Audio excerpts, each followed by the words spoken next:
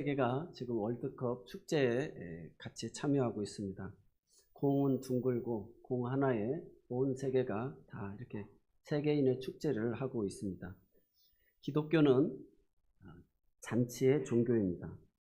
마태복음 22장 1절에도 보면 왕의 아들의 혼인잔치를 준비하고 손님들을 초청합니다. 살찐 소와 먹을 것이 풍성하다. 그래서 초청장을 보냈는데 사람들이 거절을 하죠. 그래서 종들로 하여금 길거리 사방으로 가서 사람들을 데리고 와라. 이 빈자리를 채우라고 이야기합니다. 또 오늘 본문 누가복음 14장 16절에도 한 사람이 큰 잔치를 베풀고 손님들을 초청하는 내용이 되겠습니다. 예수님은 가나 혼인잔치, 기적을 첫 번째 행했던 곳이 혼인잔치집에 포도주가 떨어져서 물이 포도주로 변하는 기적을 첫 번째로 행하시거든요. 그러면 하나님은 우리 인생에 잔치를 준비하시고 기적을 행하시는 분이시구나. 그런 것을 알게 되어집니다. 실질적으로 하나님은 사랑이시잖아요. 잃어버린 신라곤을 다시금 회복시키시고 어린 양 혼인잔치를 준비하고 계시는 것입니다. 그래서 교회는 신부이고 거룩한 신부이고 예수님은 신랑이시죠. 그래서 신부와 신랑의 어린 양 혼인잔치에 우리가 참여하는 것입니다. 그래서 우리 인생도 되돌아보면 다 잔치입니다. 아이가 태어나면 너무 기쁘고 돌잔치도 하고요. 또 우리가 아이들이 군대를 간다든지 학교에 입학을 한다든지 또 결혼을 위해서 그 아이의 그 가정을 이루는 것을 엄청 기뻐하고 또 손주가 태어나면 또 그렇게 기뻐하고 결국 우리가 장례식에 이르기까지도 어떻게 보면 잘 살다 수고하셨고 그걸 기리면서 어떻게 보면 잔치집입니다. 참 희한하잖아요. 그런 장례식장인데도 그리고 먹을거리 풍성하게 서로를 축복해주는 그런 자리입니다. 우리 교회도 마찬가지죠. 그래서 안식일을 하면 열심히 일을 하고 쉬는 안식일이에요. 수고한 자가 얻는 안식일.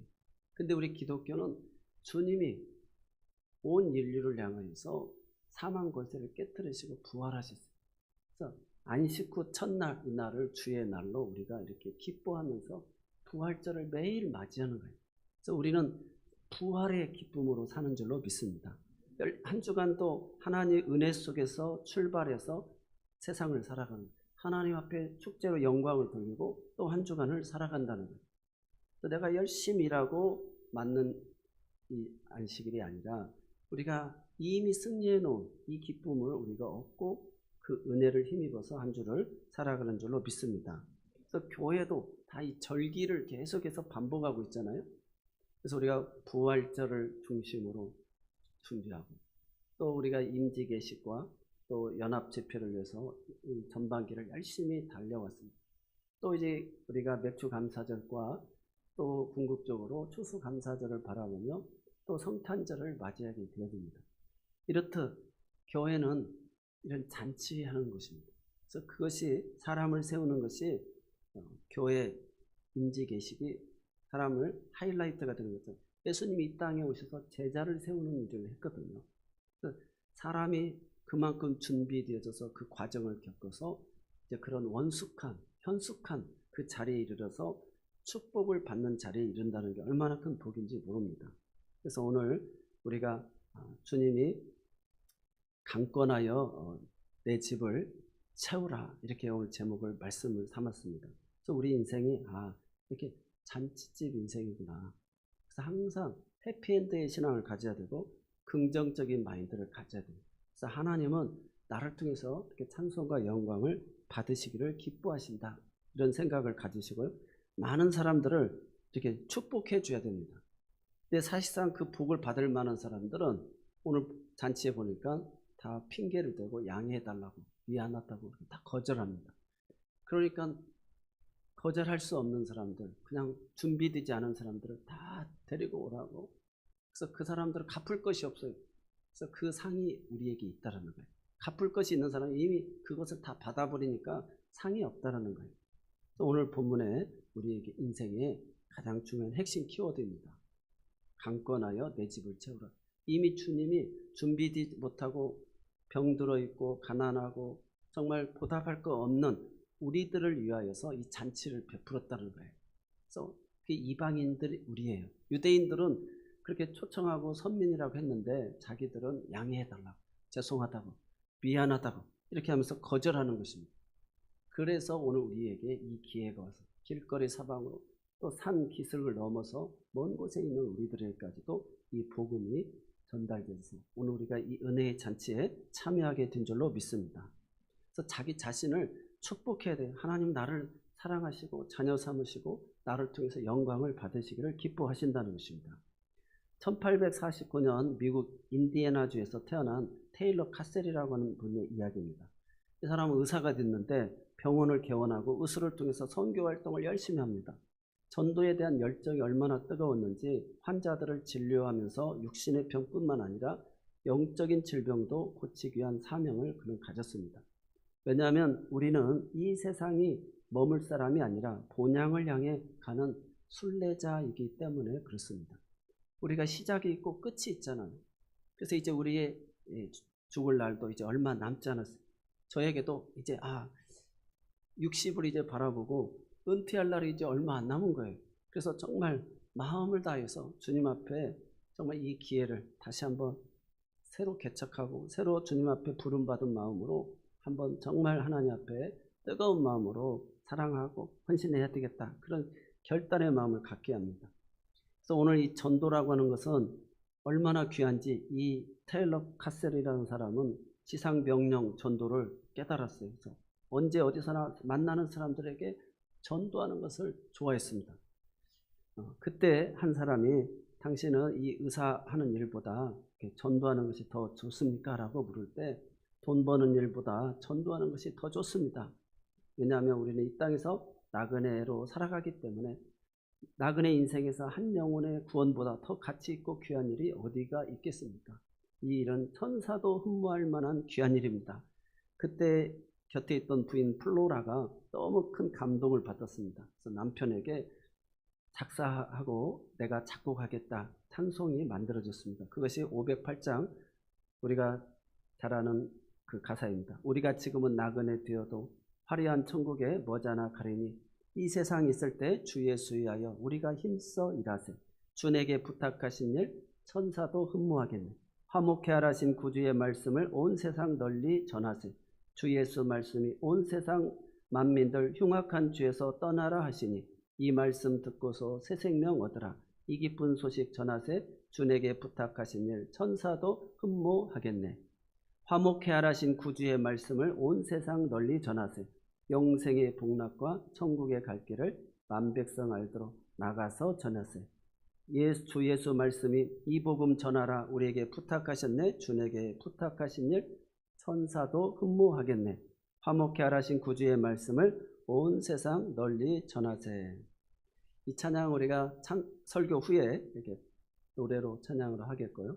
정말 이 테일러는 이 복음에 불타는 열정을 가지고 60세가 넘어서 뒤늦게 부름을 받아서 신학을 공부하고 콜로라도주 덴버 침례교회 목사로 부임하게 됐는데 취임 예배에서 부부가 함께 부른 찬송이 우리가 지금은 나그네 되어도의 이 전도를 결단하는 찬송입니다.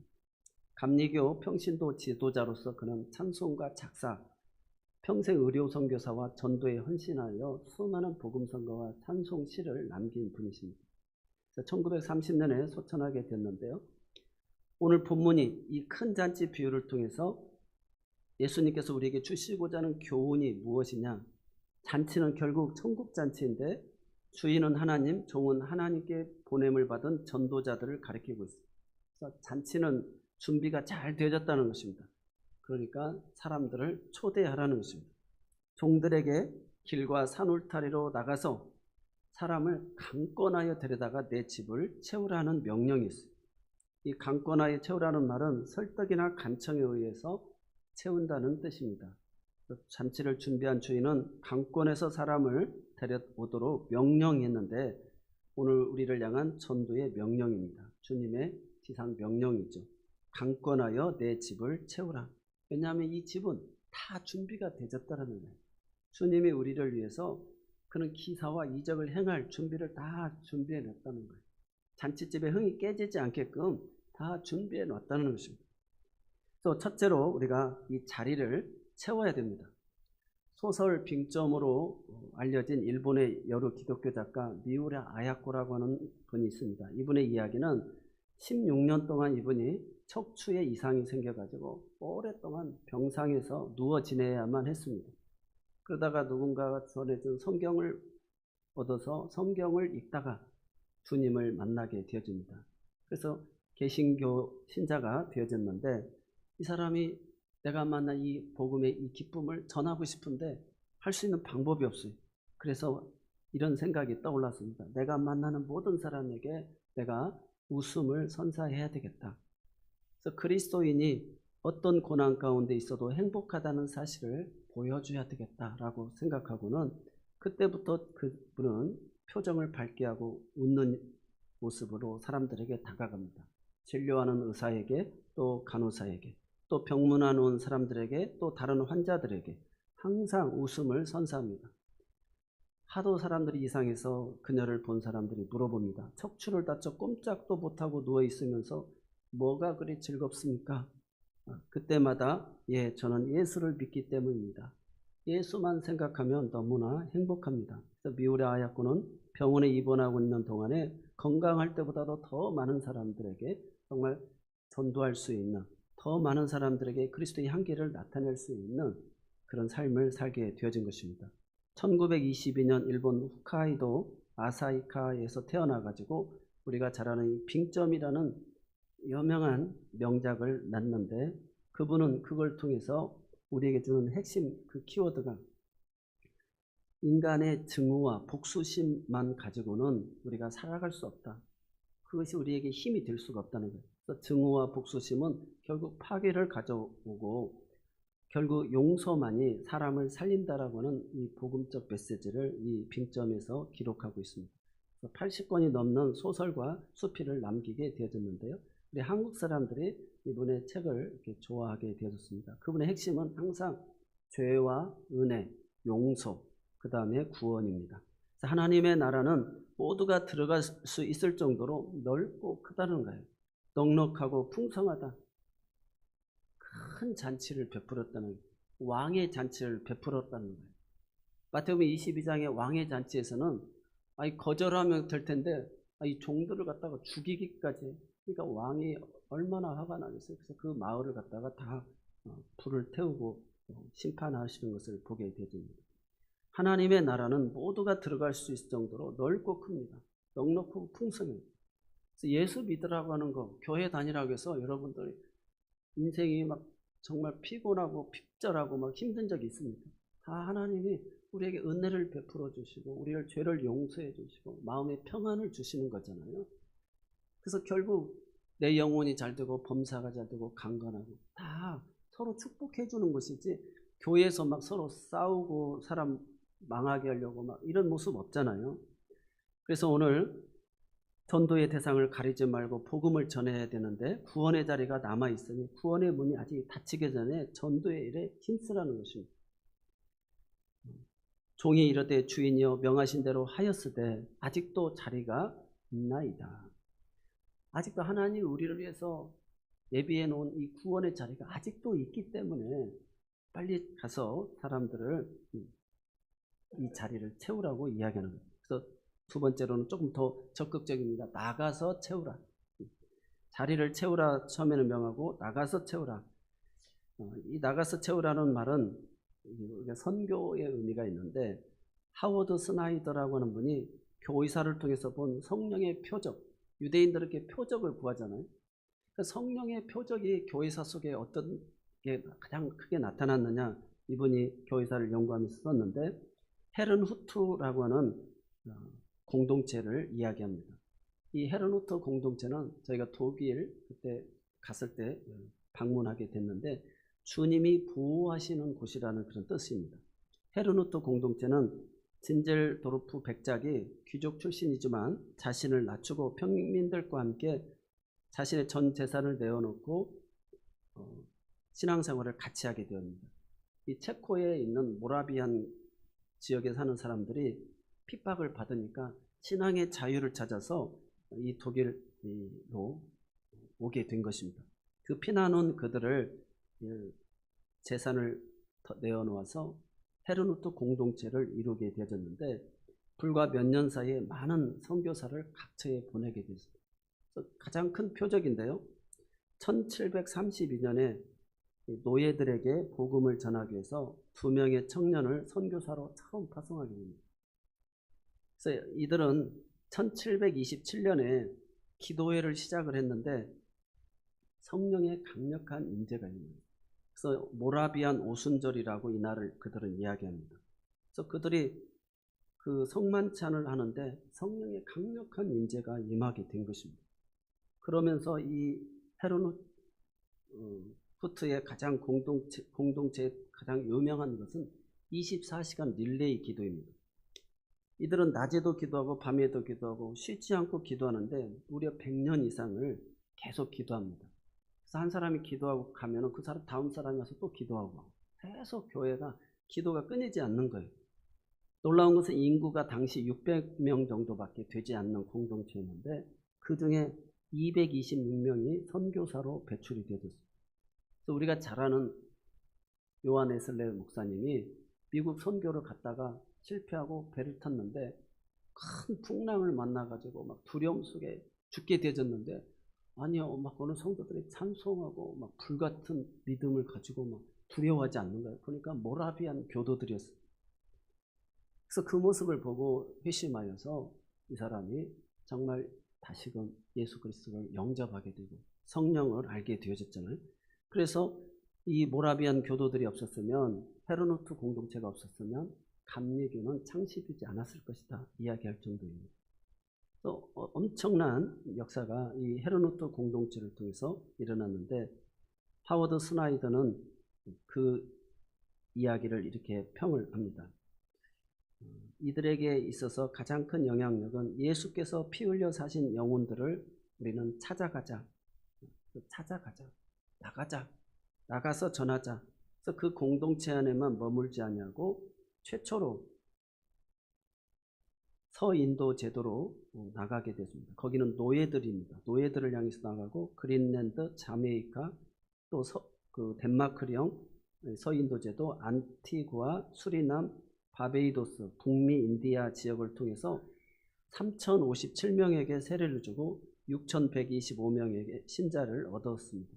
그래서 세계로 떠나는 선교사들은 한국까지만 가는 비용을 주고 그 공동체에서 받고 벳삭슨 자기가 일을 해가지고 그 벳삭스를 얻어서 가서 선교를 했다고 해요.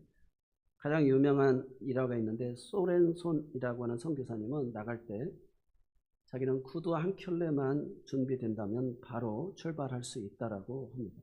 그래서 정말 실질적으로 저희가 독일에 갔을 때인데 이름도 모르는 중앙아시아 아니 산골짜기 차량도 들어가지 않는 그곳에 선교사로 가가지고 그곳에 가서 전도하신 분들의 이야기도 들었습니다.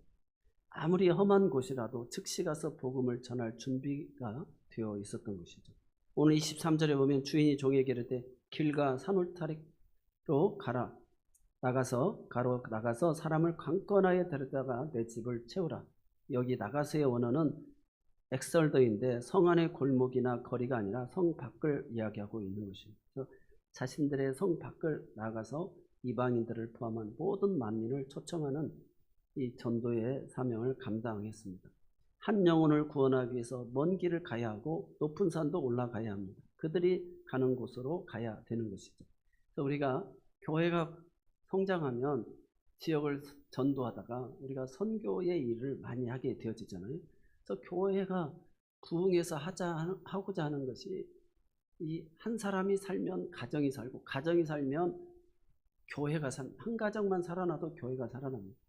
교회가 살아나면 그 도시가 살아나는 거예요. 그 지역에 선교를 하고 또 나라를 살리는 일을 하게 되어지는 것이죠. 그래서 교회가 부흥하는 것은 이런 민족을 살리고 열방을 살리는 일이 되어지는 줄로 믿습니다.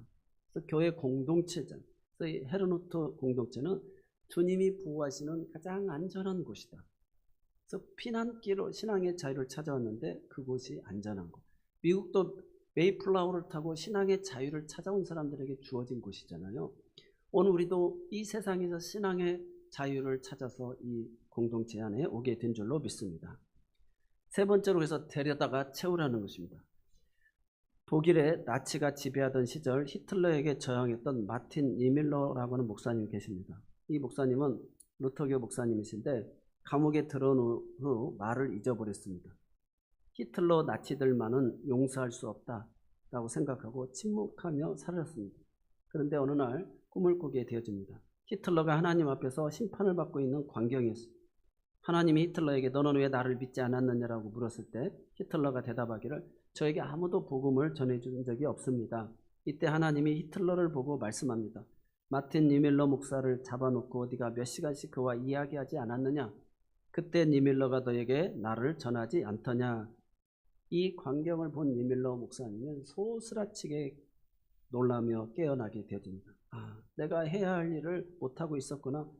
히틀러가 나를 핍박하고 수많은 사람들의 생명을 앗아갔지만 히틀러도 용서받고 구원받아야 할 한 영혼으로 내가 바라보지 못했구나. 그날부터 니밀러 목사는 전도를 결심합니다. 그래서 자기를 감시하고 있는 나치 경비병들에게 그리고 간수들에게 예수 그리스도를 강권하여 전하기 시작합니다.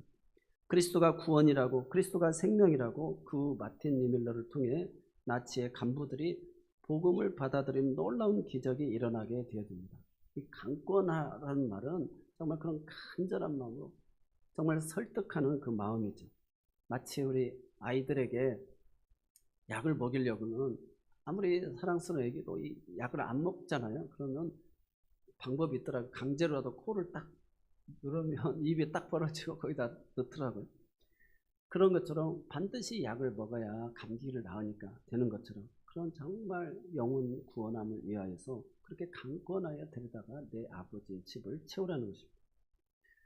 주인이 종에게 이르되 길과 산울타리가로 나가서 사람을 강권하여 데려다가 내 집을 채우라. 이 데려다가라는 말은 강제로가 아니라 설득하여 데려오다라는 말입니다. 초청받은 사람이 사양하니 친절한 자세로 설득하라는 것입니다. 그래서 간청에 의하여서 이루어져야 한다는 것입니다.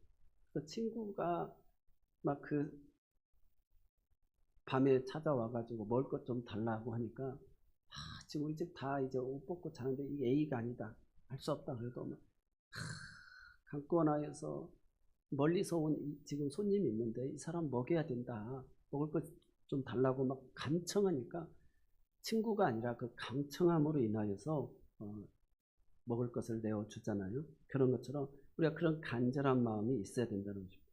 복음을 전할 때 한두 번 전하는 것으로 만족해서는 결코 안 되고 상대가 받아들이기 거절하면 하나님이 택한 사람이 아니라고 나름대로 해석하지 말고 포기하지 말고 하나님은 당신의 백성을 쉽게 포기하거나 내버려 두시는 분이 아니다라고 복음을 전하는 작정한 영혼을 거듭나게 하는 이런 이 해산의 수고가 반드시 있어야 된다는 끊임없는 진통 끝에 새 생명이 태어나듯이 한 영혼이 구원 얻으려면 그런 인내와 고통이 뒤따른다는 사실을 오늘 우리가 영혼 구원의 그 열매를 통해서 알게 해주십니다. 도널드 캠벨이라고 하는 주님 재림을 준비하며 사십니까? 라는 책을 쓴 분이 있습니다. 이 복음주의 성경 교사이자 저술가인데 이분의 내용은 성경의 예언과 재림신앙을 굉장히 강조하신 분이고 한국교회가 재림신앙에 관련된 서적을 좋아해서 이분의 책을 많이 읽었습니다.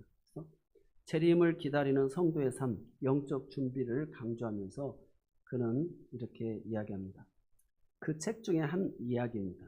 한 그리스도인이 세상을 떠났는데 도널드 그레이 반 하우스라고 하는 박사가 장례식을 집례하게 됐는데 그 집례석에서 편지를 읽게 되어집니다. 고인이 1년 전에 내 무덤에서 증언이라는 제목의 편지를 읽게 되어집니다. 반하우스 박사는 편지를 개봉하여 읽기 시작하는데 지금은 나의 장례식이 거행되어 가는 시간입니다.